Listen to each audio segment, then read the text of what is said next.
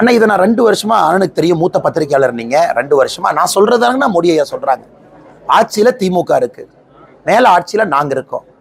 இன்னைக்கு மக்கள் மன்றத்துல மக்கள் எப்படி ஓட்டு போடுறாங்க? 10 ஆண்டு காலம் மோடி ஐயா ஆட்சியை பார்த்தாச்சு, 5 ஆண்டு காலம் கொடுக்கலாம். தமிழ்நாட்டில் 33 காலமாக ஆட்சியில் இருக்க திமுக இன்னும் 27 மாசம் இருக்க போகுது, 2026 வரைக்கும். அப்படி இருக்கும் பொழுது 2 கட்சிகளுக்கு தானே போட்டி. தமிழ்நாட்டில் எத்தனையோ கட்சிகள் இருக்கு.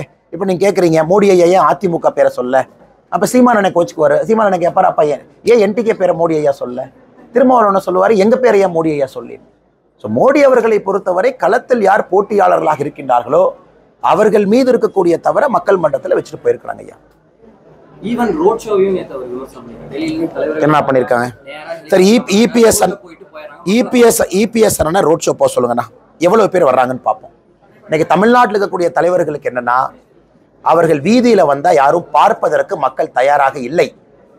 அசம்பிள்டா ஒரு இடத்துல உட்கார வச்சு வண்டியில் ஏற்றி கொண்டு போய் இறக்கி அவங்கள பட்டி பட்டி மாதிரி அடைச்சு ஒரு 500 பேர்த்துக்கு ஒரு சூப்பர்வைசரை போட்டு இப்படித்தான் அரசியல் கட்சி கூட்டம் நடக்குது தமிழ்நாட்டில். அனைத்து இந்திய அண்ணா திராவிட முன்னேற்ற கழகத்தினுடைய கூட்டத்தையும் சேர்த்தி தான் சொல்றேன். கூட்டத்துக்கு போய் பாருங்க, 500 பேர்த்துக்கு ஒரு பட்டி இருக்கும், அங்க ஒருத்தர் நின்று இருப்பார். முழுசா தலைவர் பேரை கேட்டுட்டு போனா தான் 250, பாதியில் எந்திரிக்கூடாது. இன்னைக்கு அந்த தலைவர்கள்லாம் வீதிக்கு வந்து மக்களை பார்க்க சொல்லுங்க, எத்தனை பேர் வர்றாங்கன்னு பாருங்க. இன்னைக்கு வீதிக்கு வந்து பொதுமக்கள் சாமானிய மனிதர்கள் தங்கள் நேரத்தை கொடுத்து மோடி அவங்கள பார்க்க வர்றாங்க. இதே ரோட் ஷோ அவங்க பண்ண வேண்டியதானே? பண்ண மக்கள் வரமாட்டாங்கன்னு உங்களுக்கு தெரியும். அதனால் ஒரே இடத்துல ஆளுகள் அசம்பிள் பண்ணி அப்படியே பட்டி மாதிரி அடைச்சி வச்சு அவங்க பேசுற அதே அரைச்சமாவை காலையிலேருந்து நைட்டு வரைக்கும் எழுத்து மாறாமல் அந்த பேப்பரை பார்த்து படிப்பாங்க. அதை காலையிலேருந்து நைட்டு வரைக்கும் மக்கள் கேட்கணும். எங்களுக்கு அப்படி இல்லைங்களா? ஒரு பிரதம மந்திரி ரோட்டில் வர்றாங்க, பிரதம மந்திரி மக்களுக்கு 6 அடி தூரத்தில் இருக்காங்க, ஒரு பிரதம மந்திரி மக்கள்கிட்ட கை கொடுக்குறாங்க, ஒரு பிரதம மந்திரி மக்களை பார்க்குறாங்க, மக்கள் பிரதம மந்திரியை பார்க்க வர்றாங்க. இதுதானே ஜனநாயகம். ஒரு மேடையில் ஒரு தலைவர் நின்றுட்டு 6 அடிக்கு ஒரு ஸ்டேஜை போட்டுட்டு அதன் பிறகு கட்சிக்காரங்கெல்லாம் பட்டி மாதிரி அடைச்சு உட்கார வச்சுட்டு அது ஜனநாயகமா? அதனால் இவர்கள் பேசுவதெல்லாம் அவங்களுக்கு கூட்டம் வரல, கூட்டத்தை கஷ்டப்பட்டு பிடிச்சி அடைச்சு வைக்கிறாங்க. அதனால் தமிழகத்தை பொறுத்தவரை அது ரோட் ஷோ என்கின்ற வார்த்தை அது கிடையாது. மக்கள் தரிசன யாத்திரை, மக்களை தரிசிப்பதற்காக எங்களுடைய தலைவர்கள் வீதியில வந்து மக்களை சந்தித்து விட்டு செல்கின்றார்கள். இது எப்படி தவறாவுங்க? பாஜகவில் இருப்பவர்கள்லாம் சமூக விரோதிகள், பாஜக யாருமே இருக்க மாட்டாங்க. யாருன்னு? டிஆர்பி ராஜாவோட அப்பாவே ஒரு சமூக விரோதி, சாராய் விற்கிறவர். சாராய் விற்கிறவங்க சமூக விரோதி தானே? ஒரு சமூக விரோதியினுடைய பையனாக இருந்து கொண்டு டிஆர்பி ராஜா பேசுறார். இதான் வந்து நகைச்சுவையினுடைய உச்சபட்சம். ஆனா சமூக விரோதினா தயவு செஞ்சு நீங்க எஃப்ஐஆர் இருக்கிறவங்களை மட்டும் சமூக விரோதின்னு நினைச்சுக்காதீங்க. சில பேர் பார்த்தீங்கன்னா வெள்ளையும் சொல்லையுமா போத்துட்டு சாராய வித்துக்கிட்டு இருக்காங்க, அவங்களும் சமூக விரோதி தானே? எத்தனை பேர்த்த குடிக்க வச்சு எத்தனை பெண்களுடைய தாலியை அறுத்து கொண்டிருக்கின்றார்கள். அதனால ஒரு சமூக விரோதியினுடைய பையனா இன்னைக்கு டிஆர்பி ராஜா சமூக விரோதிகளை பத்தி பேசுறது பெரிய காமெடியா இருக்கு. ஒருவேளை டிஆர்பி ராஜா எங்க அப்பா சாராய விக்கலின்னு சொல்லட்டும், நான் சொல்றேன் எந்த டிஸ்டிலரியில எப்படி விற்கிறாங்க. இதே டிஆர்பி ராஜாவுடைய அப்பா தஞ்சாவூர்ல திராவிட முன்னேற்ற கழகத்தினுடைய ஆட்சியில புதிதாக ஒரு சாராய ஆலை திறப்பதற்காக அங்க போய் மக்கள் கருத்து கூட்டம் கேட்டு விவசாய பெருமக்கள் வந்து தடியடி நடத்து மண்டை உடைந்து இன்னைக்கு அந்த ஊர்ல கருப்பு நாளாக அது கொண்டாடுறாங்க. வரவே கூடாதுன்னு. எதற்காக 2014 தஞ்சாவூர்ல டிஆர் பால் அவங்க தோத்தாங்க?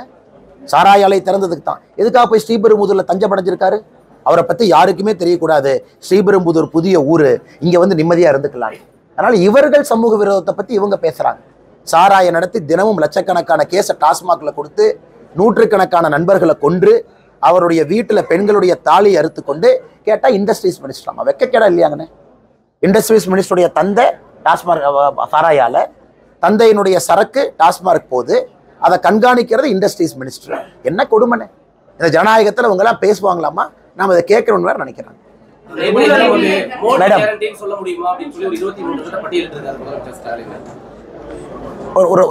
அது சொல்லுங்கண்ணே, ஒன்னொரு நான் பதில் சொல்றேன்.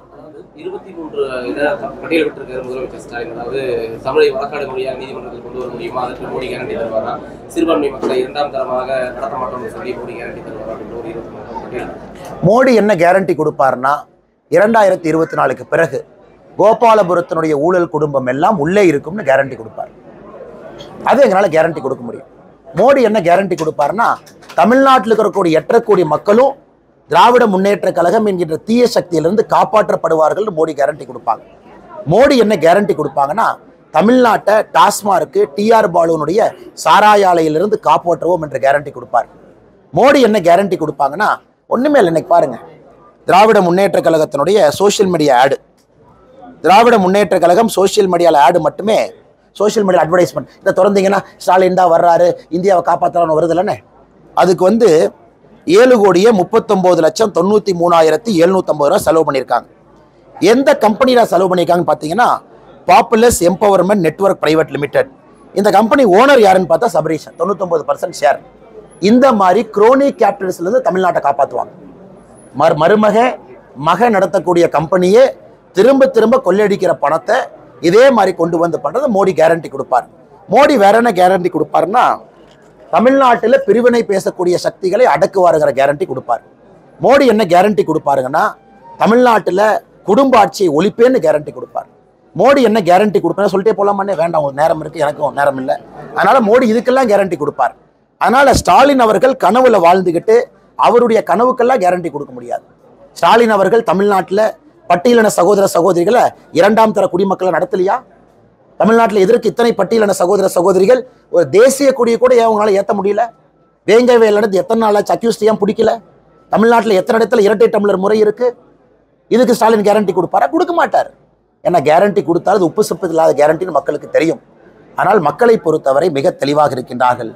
இந்த தேர்தலில் குடும்ப ஆட்சி, ஊழல் ஆட்சி அனைத்தையும் ஒழித்து கட்ட வேண்டும் என்பதில் முடிவாக இருக்கிறாங்க.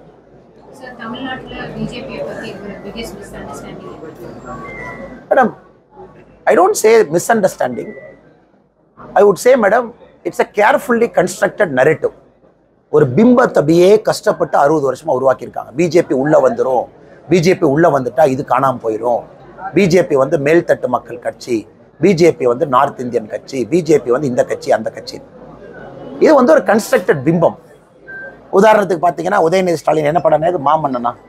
இந்த பஞ்சதான பொள்ளாச்சியில் எடுத்தாரு மாமன்னன். அந்த மாமன்னன் ஒரு படம் எடுப்பார். 2 ஊர் இருக்கும், வடக்கு தெற்குன்னு 2 ஊர் இருக்கும். கெட்டவங்கெல்லாம் நார்த் ஊரில் இருப்பாங்க, நல்லவங்கெல்லாம் சவுத் ஊரில் இருப்பாங்க. நார்த் ஊருக்கும் சவுத் ஊருக்கும் சண்டை வரும். இந்த மாதிரி தானே இது.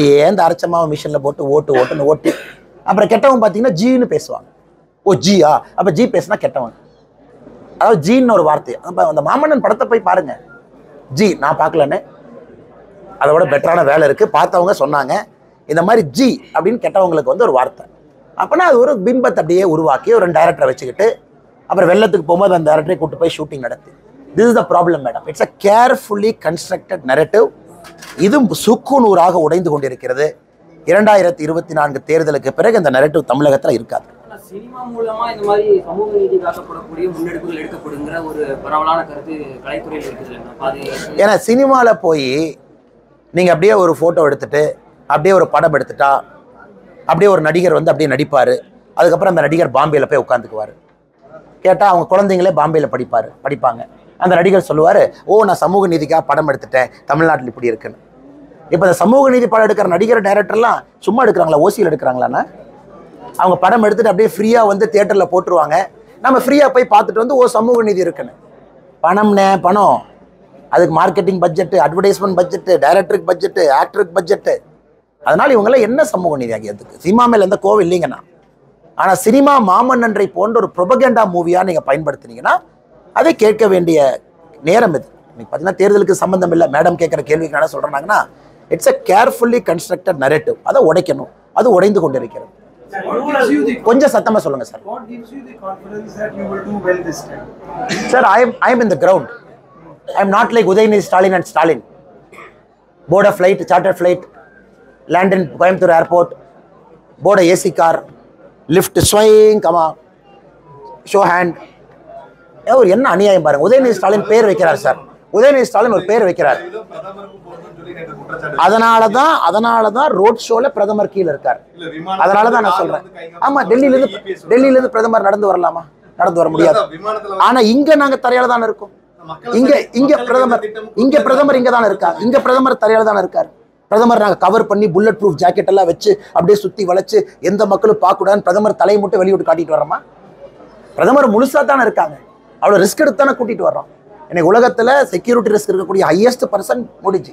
அவர் ரிஸ்க் எடுத்து கீழே வர்றார். To answer A question sir. இந்த மாதிரி அப்படியே கார்ல வருவாங்க.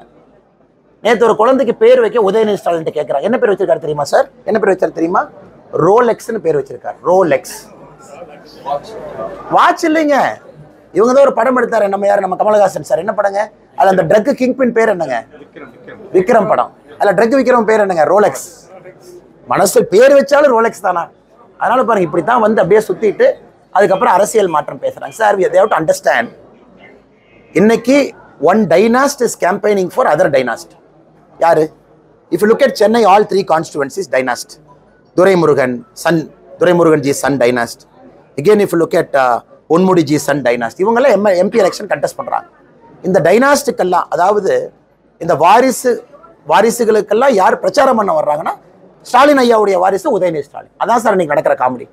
அப்படியே கார்ல வந்து இந்த வாரிசு பிரச்சாரம் பண்ணுவாங்களாமா, சாமானிய மனிதர்கள் அப்படியே ஓட்டு போட்டுருவாங்களாமா, அவங்க ஜெயிச்சிருவாங்களாமா. So the confidence that I am getting and we are getting sir, we are on the ground, we know the pulse. மக்கள் எப்படி யோசிக்கிறாங்க. என்னதான் அவங்க 7 கோடி ரூபாய்க்கு சோசியல் மீடியாவில் ஆடை போட்டு பம்பாடு பண்ணாலும் கூட, என்னதான் பேப்பரில் ஆடா கொடுத்தாலும் கூட, எங்க திரும்பினாலும் கூட ஸ்டாலின் வர்றாருன்னா மக்கள் ஓடிட்டு இருக்கிறாங்க. எங்கேயா ஓடுறேன்னா ஸ்டாலின் வர்றாருன்னா அதான் இந்த பக்கம் ஓடிட்டு இருக்கிறாங்க. அதனால இவங்க என்னதான் தலைகீழாக நின்றாலும் கூட ஜூன் 4ஆம் தேதி தேசிய ஜனநாயக கூட்டணியுடைய வெற்றி வாய்ப்பை யாருனாலையும் தடுக்க முடியாது. 2024 தேர்தலுக்கு பின்பு நீலகிரியும் கொங்கையும் வந்து நாங்க நல்லா முன்னேற்றம் சொல்லி நேற்று மோடி உத்தரவாதம் கொடுத்திருந்தாரு.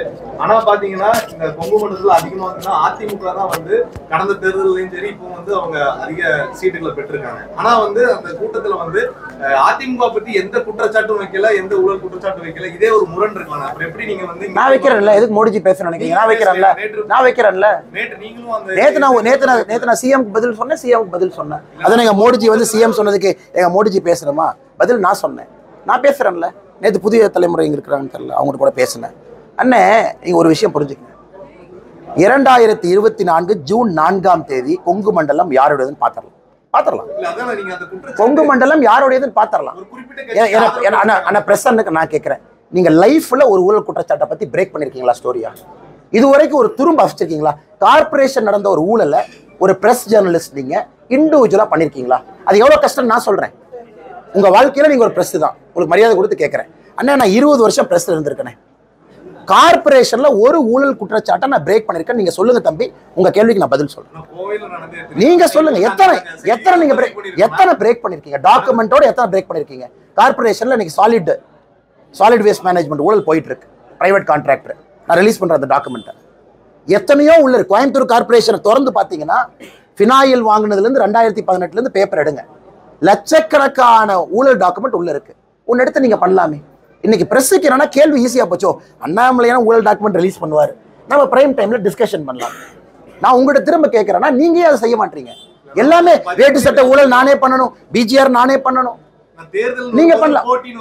போட்டி விடுங்க. ஆனா ஊழலுக்கும் தேர்தல் போட்டிக்கும் சம்பந்தம் இல்ல. ஊழலை வெளியிடுவது உங்களுடைய ஜனநாயக கடமை, அது பிரஸ்னுடைய தார்மீக உரிமை. அதனாலதான் இந்த கேள்வி கேட்கிறேன். தமிழ்நாடு பிரஸ் பண்ணீங்கன்னா நெக்ஸ்ட் டே நான் சொல்றேன், உங்க மேல் மரியாதையோட சொல்றேன், யாராவது தைரியமா போய் ஊழல் குற்றச்சாட்டை பிரேக் பண்ணீங்கன்னா நெக்ஸ்ட் டே டாடா ஸ்கேல் உங்க சேனல் இருக்காது, தமிழ்நாடு அரசு கேபிள் விஷன்ல உங்க சேனல் இருக்காது. சேலஞ்ச் பண்ணிட்டுமா? நான் சேலஞ்ச் பண்ணி சொல்றேன். உங்க எடிட்டர் வந்து என்கிட்ட சொல்லுங்க, ஆனா இல்லனே நாங்க தைரியமா 33 மாசம் ஆச்சு, ஏதாச்சும் ஒரு சேனல் தமிழ்நாட்டுல ஒரு ஊழல் குற்றச்சாட்டை ஒரு திமுக அமைச்சர் மீது வச்சிருக்கீங்களா? இருக்காதுண்ணே. எனக்கு தெரியும் என்ன நடக்கும். உடனே டிஐபிஆர்ல இருந்து ஃபோன் பண்ணுவாங்க, என்ன பாஸ் அவ்வளோ லொல்லாயிருச்சா உங்களுக்கு, முதல்வரை பத்தி போடுறீங்க. ஃபர்ஸ்ட் உங்களுக்கு வார்னிங் என்னன்னா, அந்த அரசு கேபிள் விஷன்ல கடைசியில போய் உங்க சேனல் உட்காரும். இது வார்னிங் நம்பர் 1. வார்னிங் நம்பர் 2, உங்களை மாதிரி நல்ல நண்பர்கள் அதெல்லாம் கேட்காம போயா, நான் இங்க வந்தது வந்து ஜேர்னலிஸ்டா கடமையை செய்ய வந்திருக்கேன், உன்னையெல்லாம் கண்டுக்க மாட்டேன், நீங்க பிரேக் பண்ணி ஒருவேளை உங்க எடிட்டரும் இலகன மனசுல இருந்து போட்டு விட்டாருன்னா வார்னிங் நம்பர் 2 அரசு கேபிள் விஷன்ல இருந்து அது போயிடும். நான் பிரஸ் பேரை சொல்லி, இங்க இருக்கக்கூடிய 3 பிரஸ் பேரை சொல்லி உங்க சேனல் ஆர்டர் எப்படி மாத்திருக்காங்கன்னு நான் சொல்லட்டுமா? பெரிய பிரஸ் இங்க 3 இருக்கீங்க. உங்க சேனலுடைய சீக்வென்சியல் ஆர்டர், அதாவது அரசு கேபிள் விஷன் போட்ட உடனே நியூஸ் சேனல்ல நீங்க முதல்ல வரக்கூடாது, உங்களை கடைசியில வச்சாங்க, வார்னிங் கொடுத்தாங்க. எதுக்கு? எனக்கும் பேச தெரியுமல்லண்ணே. அது உங்க பிரஸ்னுடைய மரியாதைக்காக அதை பேசாம இருக்கேன். ஏன்னா மக்கள் மனசு விட்டுருவாங்க. இன்னைக்கு நான் டேட்டாவோட எந்த பிரஸ் எப்ப போட்டீங்க, அந்த 3 பிரஸ்ஸை எதுக்காக அரசு கேபிள் விஷன்ல டிஐபிஆர் தூக்கி லாஸ்ட் போட்டாங்கன்னா மக்கள் பிரஸ்ஸை மதிக்க மாட்டாங்க. அது ஒரு காரணத்துக்காக நான் பேசாம இருக்கேன். 33 மாசமா இதுதானே பிரஸ் மேல இருக்கக்கூடிய அடக்குமுறை. நான் கேட்கிறேன், இஸ் பிரஸ் ஃப்ரீ இன் தமிழ்நாடு? தமிழ்நாட்டில் ஊடகம் என்பது சுதந்திரமா இருக்கா? சத்தியமா இல்லை. எங்க சுதந்திரமா இருக்கு? ஏதாச்சும் சுதந்திரமா நீங்க பேச முடியுமா? எத்தனை ஓனரை கூப்பிட்டு மிரட்டுறாங்க, எத்தனை பேர்த்த மிரட்டுறாங்க, உங்க ஓனருடைய பிசினஸ்ல எத்தனை இடத்துல கை வைக்கிறாங்க. ஏதாச்சும் ஒரு பிரஸ் நிம்மதியாக தமிழ்நாட்டில் நீங்க போட முடியுமா? முதலமைச்சர் அப்படியே லைவ் வரும்போது அப்படியே லைவ் ஃபீட் காட்டணும். மோடிஜி வந்தாருன்னா 7 மினிட்ஸ்க்கு மேல ஏன் காட்டுற, ரிப்போர்ட் கொடுக்கணும். எத்தனை கொண்டு அநியாயம் பண்றேன். ஆனா உங்க மேல நான் குற்றச்சாட்டு சொல்லனேன். அந்த சூழல்ல நான் அந்த வேலையை செஞ்சுட்டு இருக்கேன்னு சொல்றதுக்காகத்தான் நான் சொல்றேன். நான் உங்க மேல எந்த குற்றச்சாட்டு சொல்ல, உங்களால செய்ய முடியாதுன்னு எனக்கு தெரியும். உங்கள்கிட்ட டாக்குமெண்ட் இருந்தாலும் நீங்க பண்ண முடியாது, வச்சு செஞ்சிருவாங்க. இவனுக்கு ரொம்ப மோசமான ஆளுங்க திமுக, வச்சு செஞ்சிருவாங்க. தண்ணி லாரி, ஆள் இல்லாத லாரி, இதெல்லாம் 1970-80 பார்த்ததுதான். நீங்களா 2 வீலர்ல போற ஆளுங்க, நீங்களா 2 வீலர்ல போற ஆளுங்க, ஹெல்மெட்டை போட்டு 2 வீலர்ல பாவமா போவீங்க. அப்படிலாம் நீங்க எதுக்க முடியாது. தமிழ்நாட்டில் அதுல நான் போராடிட்டு இருக்கேன்னு கொஞ்சம் சந்தோஷப்படுங்களேன். அதுல போராடிட்டு இருக்காரு அந்த அண்ணாமலை. ஏன்னா பிரஸ் இந்த வேலையை செய்ய முடியாது. நீங்க செஞ்சீங்கன்னா நான் என்ன செய்யறேன்? டாக்குமெண்ட்டும் அண்ணே ஒரு முறை ஊழல் குற்றச்சாட்டு ரிலீஸ் பண்றதுக்கு எனக்கு இல்லை. நான் டாக்குமெண்ட்டை ஃபர்ஸ்ட் உங்ககிட்ட தான் கொடுப்பேன். அவங்க அண்ணே ரிஸ்க்குண்ணே, இதை நான் இப்படினே போடுவேன். ஆனா வேட்டி சட்டை ஊழல பாருங்க, கிளியரா இருக்கு, குடோன் வீடியோ பாருங்க, போடுங்க. அண்ணே வேணா போடலண்ணே, மன்னிச்சுங்கண்ணே. அப்புறம் நான் போடுறேன். ஏன்னா என்னை விட பிரஸ் சொன்னா மரியாதை அதிகம் நினைக்கிற ஆள் நான் சொன்னா கூட அண்ணாமலை அரசியல்வாதி, பிஜேபி தலைவர், அதனால சொல்றாங்க 4 பேர் சொல்லுவாங்க. அதனால ஒரு முறையும் எனக்கு வந்ததை நான் ஃபர்ஸ்ட் பிரஸுக்கு தான் கொடுப்பேன். கொஞ்சம் டெலிகாஸ்ட் பண்ணுங்கண்ணே, டாக்குமெண்ட் இருக்குண்ணே, போடுங்கண்ணே. அண்ணே இன்னைக்கு உண்மையாலுமே இந்தியாவில் ஹைதராபாத்தில் இப்போ 4 போலீஸ் ஆஃபீஸர் ஜெயிலுக்கு போயிட்டு இருக்காங்க. எதுக்குண்ணே? கேசிஆர் அவங்க இருந்தபோது left right centre phone tapping. இப்போ தமிழ்நாட்டில் இது பண்றாங்க. எல்லாம் போவாங்க. 2024 அப்புறம் நீங்க பாருங்க எத்தனை ஆஃபீஸர், எத்தனை இன்டெலிஜென்ஸ் ஆஃபீஸர் ஜெயிலுக்கு போறாங்கன்னு மட்டும் பாருங்க. பிரஸ் போனை டேப் பண்றாங்க. Extensive surveillance, extensive. அண்ணாமலை இருக்கான்னா அண்ணாமலை ஃபேமிலி மெம்பர், அண்ணாமலை அக்கா, அண்ணாமலை மனைவி, சொந்தக்காரங்க, ஃப்ரெண்ட்ஸ். ஹைதராபாத்தில் வந்து எவ்வளோ பண்ணாங்க டேப்பிங்? 2,50,000 செல்போன் டேப் பண்ணாங்க. ஆட்சி முடிஞ்சதுக்கு அப்புறம் என்னாச்சு? ஐஜி இன்ட்டு அமெரிக்காவில் ஒளிஞ்சிருக்காரு. ஐஜி இன்ட்டு ஐபிஎஸ் ஆஃபீஸர் யார் இருந்தாரோ சிட்டிங் இன் யூஎஸ். கீழே இருந்த எல்லாத்தையும் அரெஸ்ட் பண்ணியாச்சு. தமிழ்நாடு வரத்தான் போகுது. எத்தனை நாளைக்கு ஆடுவாங்க, எத்தனை நாளைக்கு ஆடுவாங்க? கோயம்புத்தூர் சர்வேலன்ஸ் யூனிட்டை போட்டு அப்படியே அந்த அண்ணாமலையை கண்காணிச்சு, அண்ணாமலை கூட போறவங்களாம் கண்காணிச்சு, அப்படியே அந்த ஐஜி இன்ட்டுக்கு தகவல் கொடுத்து, அவங்க அப்படியே டிஆர்பி ராஜாக்கு தகவல் கொடுத்து, ஜெயிலிருந்து செந்தில் பாலாஜி கூப்பிட்டு மானிட்டர் பண்ணால் அந்த எலெக்ஷன் ரிசல்ட்டை மாற்றிடுவாங்களா அவங்க? ஆனால் ஒரு ஆஃபீஸரும் பதில் சொல்லணும். காக்கி யார் போட்டிருக்கீங்க, யாரெல்லாம் இன்ட்டில் வேலை செஞ்சுட்டு இருக்கீங்களோ, இது நிரந்தரமா இந்த ஆட்சி இருக்க போறது. we will come back with all records. ஹைதராபாத்ல 2,50,000 ரெக்கார்ட் இருக்கக்கூடிய ஹார்ட் டிஸ்கை எரிச்சாங்க. அப்படி இருந்தும் மாட்டலையா? அதனால பிரஸோட சேஃப்டிக்கு நான் சொல்றேன், உங்களையும் கண்காணிக்கிறாங்க, உங்களையும் வச்சு செய்யணும்னு வைக்கிறாங்க. ஏன்னா it's a draconian, bloody draconian government. இவங்களுக்கு எதிராக யார் பேசினாலும் கூட ஒரு சைக்காலஜிக்கல் வார்ஃபேர் நடத்துறாங்க. பொய் நியூஸை கிரியேட் பண்ணு, அதை மக்கள் மனசுல ஃபீட் பண்ணு, ஒரு நெகட்டிவ் பெர்செப்ஷனை உருவாக்கு. இதுதான் அவங்க பண்றாங்க. நீ கேட்ட கேள்விக்கு நான் இன்னும் ஆழமா போயிட்டு இருக்கேன். அதனால இந்த ஊர்ல திமுகக்கு எதிராக அரசியல் செய்யறதெல்லாம் சாதாரண வேலையெல்லாம் செஞ்சுட்டு இருக்கேன், தைரியமா செஞ்சுட்டு இருக்கேன். நீ கைவேறா பார்க்கலான்னு செஞ்சுட்டு இருக்கேன். காரணம் இவனுக்கு அந்த மாதிரி மோசமான ஆளுங்க. உலகத்தில் இருக்கக்கூடிய the most notorious rowdies and criminals தான் டிஎம்கேனுடைய கோரா இருக்காங்க. டிஎம்கேனுடைய கோருங்கிறது யாருங்க? Who is the core of DMK? மோசமான தமிழகத்தினுடைய ஆட்கள், பேர்வழிகள் தான் அந்த கோரில் உட்கார்ந்துருக்காங்க. அவங்களாம் நீ ஏற்ற முடியுமா? என்ன சொன்னாருன்னு அன்னைக்கு சேகர் பாபு, முதலமைச்சர் சொன்னாருன்னு சும்மா இருக்கேன், இல்லாட்டி அண்ணாமலை என்ன ரோட்டில் நடக்க முடியாது, இதான் அவங்க வார்த்தை. இவர் என்ன சொன்னார்? லா மினிஸ்டர் ரகுபதி 2024 ஆட்சி மாறின உடனே திகார் ஜெலிக்கு நீ அனுப்புவாராமா. இதான் அவங்க by nature, this is what they are. அதான் நேற்று பிரதமர் பதில் சொன்னார். நேற்று என்னை பற்றி நடந்த தாக்குதலுக்கு பிரதமர் பதில் சொன்னார், நான் பதில் சொல்லுவேன். அதனால எல்லாத்தையும் நாங்கள் பார்த்துட்டு தான் இருக்கோம், எங்கேயும் அவங்க ஓடிடலாம் முடியாது. 2024 பிறகு முதல்ல will come after the officers. 100% I will come after them. சும்மா ஒரு காக்கி சட்டையை போட்டுட்டுனா இன்ட்டு கையில் ஒரு டைரியை வச்சுக்கிட்டு அப்படியே வந்து சைடில் நின்றுக்கிட்டு, எந்த இண்டஸ்ட்ரீஸ் வந்து அண்ணாமலைக்கு மாலை போட்டால் ஒன்று இண்டஸ்ட்ரீஸ் நைட்டு ஃபோனு, அண்ணா கோயம்புத்தூரில் இருக்கீங்க பார்த்துக்குங்க, எனக்கு அண்ணாமலை வரும்போது எதுக்கு நீங்கள் வண்டி நிறுத்தி மாலை போட்டீங்க? ஏன்னா இன்டெலிஜென்ஸ்காரங்க பார்ப்பான், ஒரு சப் இன்ஸ்பெக்டர் அப்படியே பேப்பர் எழுதி கொடுப்பான், அது அப்படியே நைட்டு கூப்பிட்டு மிரட்டுவாங்க. இதானே நடக்குது கோயம்புத்தூரில். காலேஜ் போயிட்டு வந்தால் கரண்ட் கட் பண்ணுறாங்க. அது பேர் நான் சொல்ல விரும்பல. இதென்ன ஜனநாயகமா? இதென்ன வந்து ஒரு நேர்மையான ஆட்சி இங்கே நடக்குதா? அதனால எங்கேயா ஓடிடுவீங்க நீங்களா? நான் 40 வருஷம் அரசியல் இங்கே தான் இருப்பேன். இந்த இன்டெலிஜென்ஸ் ஆஃபீஸர்ஸ்லாம் நான் 60 வயசு ரிட்டையர்மெண்ட் தானே.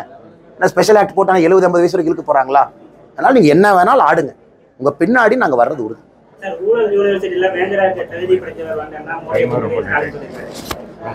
அண்ணா ஊழல் யூனிவர்சிட்டியில் வேந்தராக நம்ம மோடி ஐயா இருக்கிறோம்னா அந்த யூனிவர்சிட்டிக்கு பேரே ஸ்டாலின் வைக்கணும். ஸ்டாலின் ஊழல் யூனிவர்சிட்டிக்கு வேந்தரா நாங்கள் இருக்கோம். அந்த யூனிவர்சிட்டியினுடைய பேரே ஸ்டாலின் ஐயா பேரில் வச்சிடறான். ஏன்னா வேந்தர் என்ன பண்ணுவார்? யூனிவர்சிட்டியில் நடக்கிற தவறுகளை கரெக்ட் பண்றதுக்கு வேந்தர் வருவார். அதனால ஸ்டாலின் ஊழல் பல்கலைக்கழகத்திற்கு அங்க இருக்கக்கூடிய தவறுகளை திருத்துவதற்கு வேந்தராக மோடி ஐயா வருவாரு. அதனால ஸ்டாலின் ஐயாவே அப்பப்ப உண்மையை பேசுறாரு. இந்த சந்திராஷ்டம் இருக்கும்னு நினைக்கிறேன். அப்பப்ப வாய் திறந்து உண்மையை பேசுறாரு. ஸ்டாலின் அவர்கள் பேசி ஒரு உண்மையாக எடுத்துக்கொள்கின்றோம்.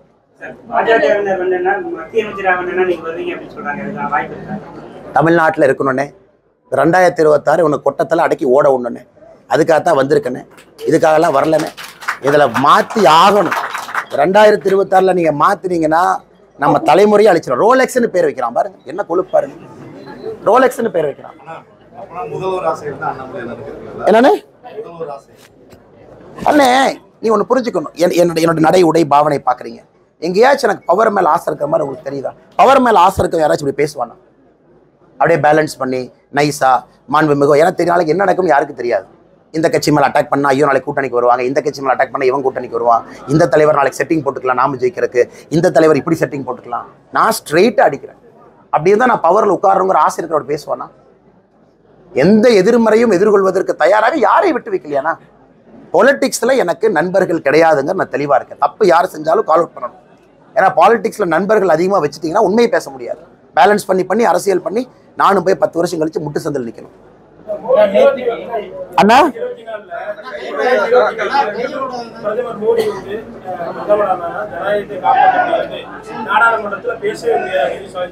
அப்படி யார் சொன்னாருன்னு? ஓ, இவர் நாடாளுமன்றத்துக்கு போய் பேசி பார்த்தாரா? ஸ்டாலின் அவர் நாடாளுமன்றத்துக்கு போனாராமா, அவர் எந்திரிக்கு பேசுறதுக்கு எந்திரிச்சு நின்னாருங்களாமா. உடனே மோடி ஐயா பேசக்கூடாதுன்ட்டாராமா, உடனே வெளியே வந்துட்டாராமா. உடனே இங்கே வந்து ஸ்டாலின் என்ன நாடாளுமன்றத்துக்குள்ள எட்டி பார்த்துருக்காரா ஸ்டாலின் ஐயா? ப்ரொசீடிங்ஸ் ஆஃப் ஹவுஸ் என்ன, ஸ்பீக்கர் என்ன, காலிங் அட்டென்ஷன் என்ன, ஒரு கட்சிக்கு பேசுறதுக்கு எப்படி டைம் கொடுக்குறாங்க, அந்த கட்சிக்கான டைம் அலோகேஷன் என்ன, இதெல்லாம் ஒரு தெரியுமான்னு?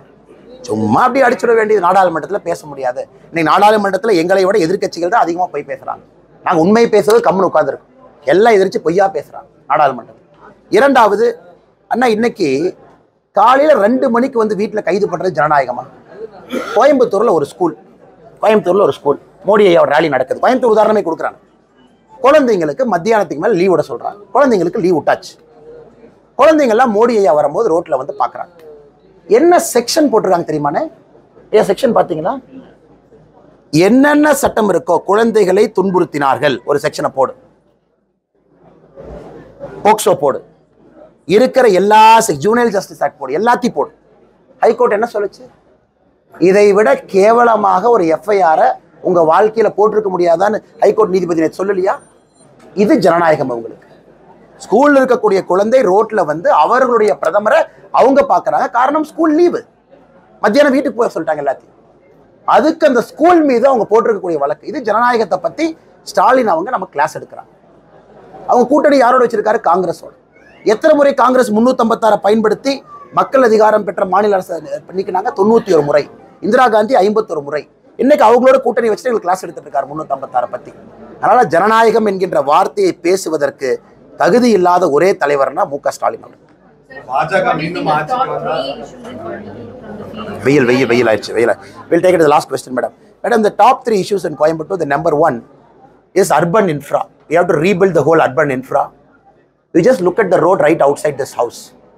100 meters you cannot travel without a pothole. Right outside. Urban infra also means quality drinking water all the time. Roads, very safe transportation within the city. The second is giving impetus to agricultural growth. Third is giving impetus to industrial growth. Agriculture growth, we have 2.5 constituency literally. Sulur, Paladam, Goundapalayam. We have to really give impetus. Now yesterday I was given to understand, Mr. EPS has spoken, this Anamalai Nallaru is not possible. I am giving it in writing, will make it happen. For him it is not possible. That is why ADMK did drama for the last 70 years. If anybody wants in writing from me, I'll give it in writing. I will put my heart and soul to make this project happen. So only if you bring Anamalai Nallaru 8.5 TMC of water, the agriculture revival will happen. Industrial revival, we're very clear. And Coimbatore will get state-of-the-art industrial facilities, be it for the foundry, a technical institute.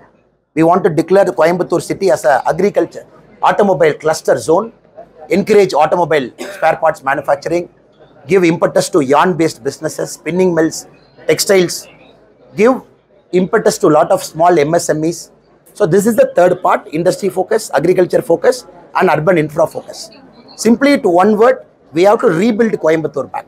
India Alliance leaders are very that always they are insulting India. Whereas Rahul Gandhi third meeting தான் பண்றாரு. இன்னைக்கு பல்லோதிங்கிற ஒரு கிராமம். அங்க இப்போ I got a message from India TV team. அங்க 3000 பேர் கூட இல்ல. They are asking people to just pushing them.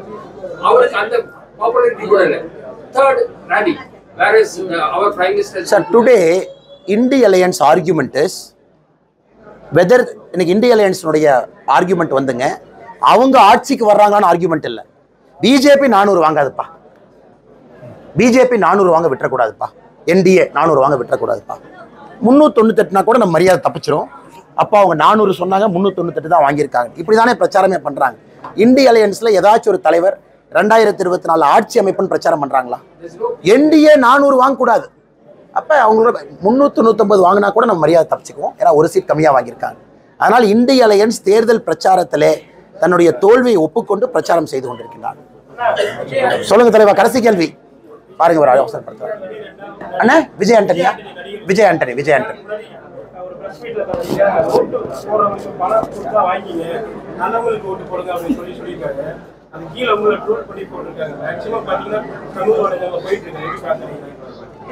அண்ணா, நான் இந்த முறை பிரஸ் கிட்ட ஓப்பனா நான் ஒரு டிபேட்டாவே வச்சு நான் நிக்கிறேங்கன்னா, காரணம் தமிழகத்துல வெற்றி பெறணும், அது ஒன். எப்படி வெற்றி பெறணும், ரெண்டாவது. மூன்றாவது, பண அரசியலை கோயம்புத்தூர்ல இருந்து ஒழிக்க முடியும் என்பது என்னுடைய தீர்க்கமான வாதம். கோயம்புத்தூர் மக்கள் முழு தமிழ்நாட்டுக்கும் வழிகாட்டுவார்கள். ஜூன் 4ஆம் தேதி பண அரசியல் என்கின்ற பேய் கோயம்புத்தூர்ல இருந்து ஓட்டப்படும். கோயம்புத்தூர் மக்கள் எல்லாம் வேப்பில வச்சுட்டு நிக்கிறாங்க. இந்த பண அரசியல்ங்கிற பேயை கோயம்புத்தூர்ல இருந்து ஓட்ட போறாங்க ஜூன் 4ஆம் தேதி. இந்த 1000 ரூபாய் தூக்கிட்டு வரவே, மூக்குத்தி தூக்கிட்டு வரவே, கம்மல் தூக்கிட்டு வரவே, நம்ம கரூர்காரங்க நம்மள செந்தில் பாலை தூக்கிட்டு வர அந்த இத்து போன டப்பா பாக்ஸ் எல்லாம் வருவெல்லாம் எல்லாம் குடோன்ல வாங்கி வச்சிருக்காங்க ஐயா. இது எல்லாத்தையும் கோயம்புத்தூர் மக்கள் பேயை ஓட்டுவது போல இந்த பண அரசியலை ஓட்டப் போகின்றார்கள். அதனால் யார் என்ன வேணாலும் சொல்லட்டுங்கன்னா, விஜய் ஆண்டனி அவர்கள் மீது பெரிய கௌரவம் இருக்கு எனக்கு. இது போன்ற முக்கியமானவர்கள் சமூக அக்கறையில பேசணும். அப்பதான் இளையவர்களுக்கு அது செய்தி போய் சேரும். கோயம்புத்தூர்ல நான் இதை செஞ்சு காட்டுறேங்கண்ணா. நான் நிக்கிறேன், நீங்க என்னை கண்காணிங்க, நீங்க என்னை பாருங்க. பிரஸ் மீட் நீங்க என்னை கண்காணிங்க, பிரஸ்ஸே புடிங்க. ஏன் சார்பா யாராச்சும் பணம் கொடுக்க போனாலும் தடுத்து நிறுத்துங்க, என் கவனத்துக்கு கொண்டு வாங்க. யாரும் கொடுக்க கூடாது. நீங்க வீட்டுல பிஜேபியா இருக்கீங்க, இல்லைன்னா நான் போய் பக்கத்து வீட்டுல கொடுக்கட்டுமா? கொடுக்காதீங்க. ஆனா இல்லைன்னா நான் இங்க போய் கொடுக்கட்டுமா? கொடுக்காதீங்க. இல்லைன்னா நான் எம்பாட்டுக்கு வாலண்டரியா பண்றான்னு இருக்கேன், கொடுக்காதீங்க. ஏன் சார்பாவும் கொடுக்காதீங்க, நானும் கொடுக்க மாட்டேன். ஜூன் 4ஆம் தேதி கோயம்புத்தூர் மக்கள் வேப்பலையோடு இருக்காங்க. இந்த பண அரசியல் பேயை இங்கிருந்து ஓட்டி விடும்னா அடுத்து தமிழ்நாட்டில இருந்து துரத்திடும். 2026 நேர்மையான ஒரு அரசியல் நடக்கட்டும். பாஜக ஆட்சிக்கு வந்தா இனிமேல் தேர்தலே இருக்கான்னு சொல்லி எதிர்க்கட்சிகள் கருத்து வச்சிருக்காங்க. சரி, இப்ப பாஜக ஆட்சியில தான் இருக்கும். தேர்தல் நடக்குதா இல்லையா? 24 பிறகு. 19 ஆட்சிக்கு வந்த தேர்தல் நடந்ததா இல்லையா? 14 ஆட்சிக்கு வந்த தேர்தல் நடந்ததா இல்லையா? ஆனா 24 ஜெயிச்சதுக்கு அப்புறம் என்ன சொல்லுவாங்கன்னா, 29க்கு பிறகு தேர்தல் நடக்காது. 29 ஜெயிச்சா 33க்கு பிறகு தேர்தல் நடக்காது. யாருன்னு சொன்னது? அந்த அறிவாளி நான் கேட்கணும். யாருன்னு அது? எதிர்க்கட்சிகள் ஓவராலா வைக்கிறாங்க அண்ணே. 2024ங்கறது வந்து ரொம்ப இன்சிஸ்ட் பண்ணி சொல்றாங்க. 2024க்கு அப்புறம் பிஜேபியோட ஆக்ஷன்ஸே எல்லாமே டோட்டலா மாறும் அப்படிங்கிற ஒரு விஷயம் இருக்கு. ஏங்கன்னா பேரை மாத்திடுவாங்க, ஒரே நாடு ஒரே தேர்தல் ஆக்கிடுவாங்க. ஆனா ஒரே நாடு ஒரே தேர்தல் ஆக்கத்தான் போறோம். ஆனா ஒரே நாடு ஒரே தேர்தல் ஆக்கத்தான் போறோம். எந்த டவுட் யாருக்கு வேண்டாங்கண்ணா. ஒரே நாடு ஒரே தேர்தல் வரத்தான் போகிறது. ஏன்னா ராம்நாத் கோவிந்த் அவங்க ரிப்போர்ட் கொடுத்துட்டாங்க. அதனால யாருக்கு சந்தேகம் வேண்டாம். ஏன்னா கலைஞர் கருணாநிதி அவரே விருப்பப்பட்டார். இன்னைக்கு கலைஞர் ஐயா மேலே இருந்து மோடி ஐயா ஆசீர்வாதம் பண்ணுவார். 1970 கலைஞர் ஐயா விருப்பப்பட்டது ஒரே நாடு ஒரே தேர்தல் வேண்டும் என்று நாங்கள் செய்து காட்டுகின்றோம். என்ன தவறுங்கண்ணா? என்ன தவறுங்கண்ணா? நதிநீர் இணைக்கிறோம், என்ன தவறு? மக்களுடைய வாழ்வாதாரத்தை உயர்த்துறோம். அதனால இதே தான் 2014 என்ன சொன்னாங்க? மோடி வந்தாருன்னா இந்தியா கலவரக்காடா மாறும். 2019 என்ன சொன்னாங்க? மோடி வந்தாருன்னா இப்படி ஆயிரும். 2024 அவங்க சொல்ல சொல்ல நாங்கள் அதிகமாகி கொண்டு தானே இருக்கின்றோம். எங்களுடைய எம்பிக்கள் குறையிறாங்களாண்ணா? கொஞ்சம் கொஞ்சம் அண்ணா கடைசி கேள்வி.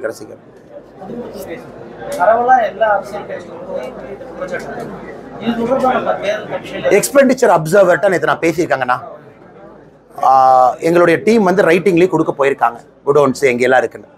ஏன்னா 85 வயதிற்கு மேலே ஓட்டு போட்டவங்ககிட்ட அவங்க மூக்குத்தியை கொண்டு போய் கொடுத்து சில இடத்துல ஓட்டு கேட்டிருக்காங்க. 1000 ரூபா பணம் கொடுத்து. அதனால் கவனத்துக்கு வந்து எல்லாம் கொண்டு சென்றிருக்கின்றோம். இன்னைக்கு நம்ம மிக முக்கியமானது 15ஆம் தேதியிலிருந்து. ஆனால் நான் ஏற்கனவே சொன்னது போலண்ணா, மக்களுக்கு அவன் பணம் கொடுக்குறாங்க, மக்களுக்கு வர பணத்தை நான் ஏன் தடுக்க போகிறேன்? அதான் வாங்கி வச்சுக்கிட்டு ஏன்னா இவன் ஆட்சி தான் பண்ணல, 1000 ரூபா கொடுத்தா வாங்கி வச்சுக்கிட்டோம். அதனால என்னுடைய வேலையை வந்து நான் போலீஸ்காரன் இல்லை, இதை போய் பிடி, இவனை போய் பிடி, இந்த கூடனை போய் பிடி, சபரீஷனை போய் தூக்கிட்டு வாங்க, அதுக்காக வரல. நான் ஓட்டுக்கு பணம் கொடுக்க போவது கிடையாது. அது பாயிண்ட் நம்பர் 1. பாயிண்ட் நம்பர் 2, அதிகாரிகள் தங்களுடைய கடமையை செய்ய வேண்டும். இப்போ அதிகாரிகளும் அண்ணாமலை மாதிரி இல்லைப்பா, பாவம் மக்கள்லாம் கஷ்டப்படுறாங்க, 1000 ரூபா வாங்கிட்டு போட்டு நம்மள சும்மா இருக்கலாம், அவங்க அப்படி பேசக்கூடாதுல்ல. நீங்கள் வேலையை செய்யுங்கன்னு தான் சொல்கிறோம். ஆனால் உங்கள் வேலையை எங்கள் கட்சிக்காரங்க போய் செய்ய மாட்டாங்க. கட்சிக்காரங்க நைட்டு போய் காவல் இருக்கிறது, வர்றவங்களை போய் தடுக்கிறது, வீட்டுக்கு வெளியே போய் டேரா போடுறது, அதை நாங்கள் பண்ண போகிறது கிடையாது. மக்களுக்கு பணம் கொடுக்கலாம், மக்கள் சந்தோஷமாக வாங்கிட்டோம், ஓட்டு நியாயமாக தர்மமாக போட்டோம். எங்கள் நிலைப்பாட்டில் தெளிவாக அண்ணா சார், நான் வந்து ஃபோனில் பேசியிருக்கேன் சார். பெட்டிஷன் எங்கள் டீம் கொடுப்பாங்க, அதுக்கு ஒரு லீகல் டீம் இருக்குது. They'll go and give.